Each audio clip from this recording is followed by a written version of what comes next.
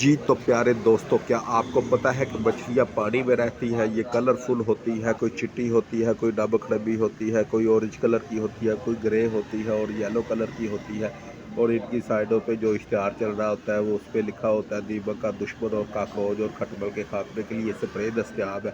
یہ آپ لوگوں کی معلومات کے لیے ویڈیو بنائی گئی ہے اور یہ آپ لوگوں کی سہولت کے لیے نمبر دیا گیا ہے۔ اگر کوئی بندہ آپ کے گھر کے باہر اشتہار لگا دے تو آپ ایسے غصہ نہ کیا کریں۔ یہ آپ کو ایک سہولت دی گئی ہے کہ اگر آپ کے گھر میں دیمک لگ گئی ہے تو آپ ساتھی سے فون کر کے بندے کو بلوا سکتے ہیں۔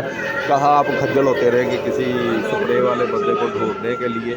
ٹھیک ہے، یہ میوزک بھی ساتھ ساتھ چل رہا تھا تو آپ کو لطف آیا ہوگا۔